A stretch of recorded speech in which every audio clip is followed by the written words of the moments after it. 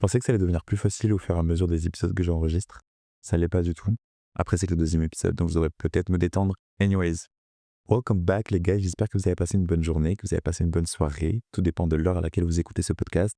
Installez-vous confortablement et bienvenue dans l'épisode 2 de Mini 21. Avant de sauter directement dans le vif du sujet, je voulais parler 2 secondes du rollout du premier épisode. Les gars, les réactions étaient folles. Les follow, les likes, les commentaires, les reposts. Les gars, j'étais vraiment déstabilisé par la quantité d'amour que j'ai reçu.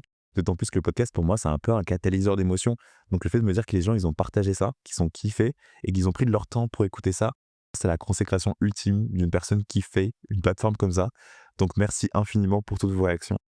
Mais évidemment, aussitôt le premier épisode publié, la réflexion sur le deuxième a commencé. Alors, j'avais déjà des petites idées dans le brainstorming quand j'avais créé le projet dans sa globalité, mais j'avais quand même peur que ça soit redondant, qu'il n'y ait pas de cohérence naturelle avec les sujets, d'autant plus que le premier épisode, c'était un petit peu un brouillon. Et en fait, il parlait plutôt du fait de sauter dans le vide, même si c'est pas parfait. Mais le deuxième, il fallait qu'il soit un peu plus profond. Donc je me suis dit que je vais creuser dans la thématique du fait de vivre avec l'imperfection, parce que c'est exactement ça qui me saoulait dans mon projet, c'est le fait de sortir un projet qui était moyen, plus que ce qu'il échoue. Parce que s'il échouait, c'était pas forcément de ma faute. Alors que s'il était moyen, ça l'était. Donc j'ai repoussé l'épisode plusieurs fois pour des soucis d'organisation et de praticité. Mais enfin, ça y est, ce soir je vais vous parler de la peur d'être moyen, de ce que ça dit sur nous, du regard des autres, du perfectionnisme et du fait d'être vu en train d'apprendre. Je saurais pas trop vous dire exactement quand est-ce que le perfectionnisme social a commencé, mais je pense que les raisons ont bien aidé à ça. À un moment donné, tout le monde est devenu professionnel et pas débutant. L'organe make-up, si tu passes par là, je t'adore. Et tout le monde a commencé à raconter sa vie comme s'il avait 30 ans d'expérience, tout était naturel, fluide, maîtrisé, parfait. Et en fait, si tu savais pas discerner le vrai du faux, tu tombais automatiquement dans le piège. Pour vous mettre dans le contexte, j'ai passé ma toute petite enfance en Ukraine. J'ai grandi jusqu'à mes 8 ans et quand j'habitais là-bas, on me félicitait pour tout. J'avais un entourage très aimant, une sœur, des grands-parents, une mère très présente et même à l'école, j'avais plein d'amis. Donc globalement, un entourage très bienveillant. Je faisais un dessin un peu moche, c'était bravo. Je mangeais sans en mettre partout, c'était bravo. Je mettais les chaussures à bon pied, on me regardait comme si je venais d'inventer un truc. Et en fait, le monde vibrait à ma hauteur. En fait, c'est un peu mignon d'être nul quand t'es petit, parce que c'est normal, c'est le début. Et puis je suis arrivé en France, j'avais toujours ce noyau familial, cette base aimante, mais j'avais plus du tout les codes. Je parlais pas exactement la même langue que les autres, je comprenais pas toutes les références et progressivement, personne me disait bravo pour les petits trucs simples. On me félicitait pour les grands résultats qui étaient difficilement atteignables et on attendait déjà que je sois bon et le reste était juste normal. Donc je suis arrivé au collège, au lycée et là j'ai connu le bullying, les moqueries, les décalages. Et sur le moment, ça m'a pas complètement cassé, j'étais un enfant assez insouciant, toujours fun, créatif, parfois même un peu cringe. Je suis resté toujours fidèle à moi-même. Mais ça a laissé des traces silencieuses. Et si tu rajoutes à ça le fait d'être un mec, parce qu'en Ukraine, la masculinité toxique, c'est un truc vachement ancré, et bah t'as constamment cette pression d'être fort, solide, stable. On t'apprend que la sensibilité, ça fait de toi quelqu'un de faible. Tu dois pas pleurer, trop douter, trop trembler. Et au fond, le message, c'est soit t'es une figure forte, soit t'es une merde. Il y avait pas d'entre-deux. Même si notre génération, elle essaie de sortir de ça, les traces restent encore. Ces petites voix continuent à te dire tu dois pas être bancal, tu dois pas être moyen. Et quand tu mets tout ça dans le même cocktail, l'enfance, la masculinité toxique, les réseaux sociaux, tu te retrouves avec un truc où les autres te semblent toujours plus beaux, plus avancés, plus disciplinés. Et tu regardes les influenceurs lifestyle, tu les vois évoluer sous tes yeux et tu vois la pression documentée en temps réel, leur corps, leur carrière, leur voyage, leur santé mentale en parfait état. Et tu te perds très vite là-dedans, tu passes plus de temps à regarder la vie des autres se développer qu'à développer ta propre vie. Ce qu'il faut retenir de tout ça, c'est qu'on ne voit que le résultat final de leur travail sur les réseaux. On ne voit jamais la moyennerie, le brouillon, les ratés, et on a tendance à sacraliser le résultat, mais eux aussi à leur début ont été moyens. Tout le monde l'a été. Ils ont juste eu la chance ou le réflexe de le documenter. Mais ils restent quand même humains. Comme moi ici actuellement, mes paroles, c'est pas une bible. C'est juste une opinion parmi tant d'autres. Et dans tout ce bruit, on a tendance à très vite oublier nos propres compétences et surtout de se féliciter. Quand on se lance dans un truc, on a tendance à se dire «je suis nul», alors qu'en vrai, c'est le début. C'est comme vouloir être un plus de 10 000 alors que tu gagnes le SMIC. C'est atteignable, mais tu es obligé de passer par les cases 2 000, 3 000, 4 000, 5 000. Il y a du chemin à faire. Et là, c'est exactement pareil. Si tu veux être excellent, tu es obligé de passer par la moyennerie, t'as pas le choix, et encore une fois, c'est OK. Mais on a tous tendance à vouloir le chapitre 20 sans passer par le chapitre 1. Et c'est là que tout se complique. Être moyen. En vrai, c'est être vulnérable. C'est accepter de te montrer pendant la phase où tu maîtrises pas grand-chose, la phase où tu apprends, où tu te trompes et t'es pas très impressionnant. Un exemple très concret pour moi, c'est la salle de sport. La salle, c'est un truc que j'ai toujours voulu prendre au sérieux. J'ai toujours voulu un beau corps et pour moi, c'est un symbole de discipline, de constance, de travail sur soi.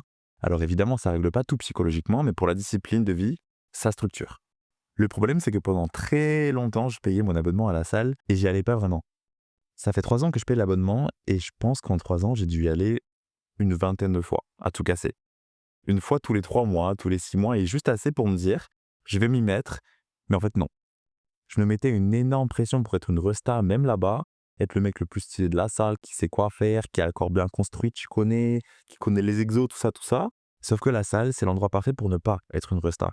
T'arrives déjà, tu connais aucune machine, tu sais pas où mettre tes mains, tu sais pas le nom des exos, tu sais pas combien tu dois charger pour toi. Et très sincèrement, oui, tu peux passer pour un con. Essayer de faire le crunch pulley, je pense que c'était l'apogée où je me suis senti con. Et c'est exactement ce feeling qui me terrorisait. Je me disais: «Je vais arriver, ils vont tous sentir ma peur. Ils vont voir que je ne sais rien sur rien. Ils vont voir que je suis pas du tout le mec sûr que je prétends être». Et il m'a fallu gaver de temps pour accepter justement le fait que la salle, tu peux pas faire semblant. Si tu pousses 10 kilos, et ben tu pousses 10 kilos. Tu peux pas faire le mec qui en met 40, croyez-moi. Alors j'ai beaucoup pris sur moi. Je suis parti à la salle sans avoir un programme parfaitement rédigé. J'ai pris le risque de paraître con et je faisais de mon mieux avec ce que je savais. Et c'était pas grand-chose. Je me formais petit à petit, mais j'y allais quand même si c'était pas idéal. À l'époque, je me rappelle, je pouvais y aller 2 fois par semaine et faire les mêmes exos, genre sur le même groupe musculaire. Et le résultat, les gars, c'est que j'ai un biceps plus gros que l'autre. Voilà, je rattrape ça maintenant, c'est la vie, elle saoule, mais j'ai trop la rage. Depuis quelques mois, j'y vais beaucoup plus régulièrement, 2, 3, parfois 4. En vrai, ça dépend, on va dire en moyenne 3 fois par semaine et ça peut sembler bancal, mais pour moi, les gars, c'est énorme. Et même maintenant, je reste moyen sur un tas de choses. Je vais vous raconter l'histoire du crunch. J'ai fait le crunch à la machine, vous savez, à la poulie pour la première fois. Horrible, horrible. J'ai regardé la technique un nombre incalculable de fois, j'ai commencé mes séries, je les arrêtais parce qu'au lieu de sentir mes abdos, je sentais mes ischios. Je me suis dit: «Non les gars, soit il y a un problème, soit c'est la machine, soit c'est moi, il y a un problème». Et c'est ça que les gens, ils montrent presque jamais. Ils te montrent leur corps fini, les avant-après, les personal records. Mais bizarrement pas la séance, ils ont sorti leurs ischios à la place de leurs abdos, vous voyez? Et je vous jure, je l'ai au travers de la gorge encore. Être moyen, c'est accepter ces moments-là. Ces moments où tu ne sais pas encore quoi faire, où tu dois te regarder face à face et te dire: «OK, je commence. Je sais pas où je vais, mais je commence». Et ça demande un truc que beaucoup de gens ne font jamais, se mettre face à soi-même. C'est ce qu'on appelle un peu en anglais accountability, que beaucoup de gens manquent d'ailleurs, surtout les hommes. Regarder honnêtement tes propres incohérences, tes propres manques et ne plus les fuir. En plus de ça, il y a ce que j'appelle le trauma performatif. En grandissant, j'ai commencé à me dire: «Franchement, j'ai pas grand-chose qui joue en ma faveur». Déjà, je suis étranger. Je parlais pas forcément bien français. J'avais une sexualité qui n'était pas classique et j'avais des passions différentes. Donc forcément, ça crée de la distance. Je me rappelle au collège, miskin, on avait un sujet de brevet blanc en français et en fait, le texte, c'était un père illettré qui écrivait une lettre avec des fautes et c'était justement ça le but du sujet. Et moi, j'ai même pas capté. C'est vas-y, pour moi, c'était juste un texte. Et en fait, c'est là que je me suis rendu compte qu'on n'a pas forcément les mêmes évidences que les autres. Donc, à partir de ce moment-là précis, une fois que tout le collège a bien pris le temps de se foutre de ma gueule royalement, j'ai commencé à créer le personnage du mec cool. Celui qui avait jamais tort, celui qui était beau gosse, celui qui était toujours au-dessus de tout le monde et qui était sûr de soi. Mais le problème, c'est que quand tu es une personne introspective, tu te retrouves très vite seul là-dedans et tu réalises que t'es pas le trois quarts des choses que tu prétends être. Le problème avec l'auto-exigence, c'est que ça peut t'aider à progresser, mais si c'est ton seul moteur, ça sera forcément du mauvais carburant et tu vas commencer à confondre ta valeur avec ta performance. En gros, tu vas vivre noyé dans le bruit des réseaux, des comparaisons et des avis, et tu vas finir par croire que ce que tu vaux, c'est ce que tu produis et ce que les autres valident. Tu dois performer en société, oui, mais en parallèle, tu dois savoir qui tu es, ce que tu veux et surtout ce que tu ne veux plus. Moi, pendant archi longtemps, j'ai minimisé mes skills, alors que honnêtement, en restant tout à fait humble, j'en ai plein. Et pourtant, j'ai pas postulé à des jobs incroyables qui m'auraient complètement convenu. J'ai pas tenté certaines opportunités professionnelles qui auraient pu me faire évoluer beaucoup plus vite parce que je me sentais pas assez. Avec le recul, je me dis: «Ah soul, c'est le timing de ma vie, c'est OK. On peut pas tout presser», mais je vois aussi tous les raccourcis que j'aurais pu prendre si je m'étais pas enfermé dans ma peur.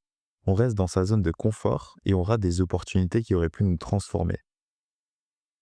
Et ce concept s'applique partout, y compris dans les relations amoureuses. Si t'es pas en alignement avec toi-même, tu te connais pas assez, tu vas finir par te mettre en couple, mais t'attireras quelqu'un qui sera aussi perdu que toi.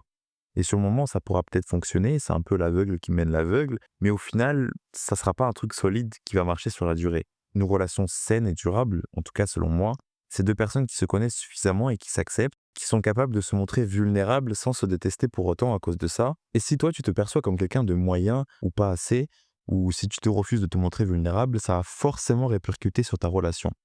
La personne en face de toi qui a un style d'attachement sécure peut finir par donner beaucoup plus que ce qu'elle devrait, par porter pour deux, alors qu'une relation, c'est un échange mutuel. Ce n'est pas à l'autre de porter seul le poids de ton passé, de tes traumas et de tes insécurités. Comme on me l'a appris depuis tout petit, l'amour c'est 1 plus 1 égale 3. Il y a toi, il y a l'autre personne, et il y a la troisième entité que vous formez, c'est votre relation. Bon les gars, on arrive à la fin de l'épisode, et je pense qu'il est important pour moi de récapituler le plus important. Le truc c'est que la plupart des gens qui te jugent, que ce soit en amour, au travail ou dans la rue, ne te connaissent pas. Ils connaissent pas ton enfance, ils connaissent pas ton arrivée en France, en tout cas pour moi, les moqueries, la salle de sport, les doutes, les insécurités. Ils jugent une image figée, et tu peux pas laisser ta valeur dépendre de ça. T'es pas une performance, t'es une personne. Et quand tu commences à comprendre ça, la moyennerie change tout de suite de visage. Ce n'est plus une insulte, mais une façon de dire que t'es en chemin. T'es plus au point de départ, mais t'es pas encore au point final. T'es entre les deux. Et dans cet entre-deux, il y aura des hauts et des bas. Parfois, tu vas tout réussir du premier coup, parce que tes expériences accumulées vont s'aligner, et parfois, tu vas sortir un truc complètement nul, mais au moins, tu peux te dire que tu l'auras fait. Et ça, on le sous-estime, parce que tu l'as fait, tu t'es confronté à toi-même, à ta vraie version du moment, et t'as gagné un petit niveau d'XP en chemin. Accepter la moyennerie, c'est accepter le succès et les ratés, le brillant et le bancal, et c'est accepter le mouvement et l'inconstance. Je l'ai déjà dit et je le redis encore une fois, on parle toujours de la meilleure version de soi comme si c'était loin devant, alors que souvent, tu es déjà la meilleure version que le toi d'il y a 2 ans aurait imaginé. Même ce podcast, c'est le reflet direct de ce que je dis. Parfois, il sera moyen, comme le premier épisode, il va évoluer, il va changer de format, je vais évoluer, peut-être qu'il ne parlera pas à tout le monde et c'est ok, parce que chacun avance à son rythme. Et dans la vie aussi, tout le monde n'avance pas à la même vitesse, mais ça ne veut rien dire sur toi.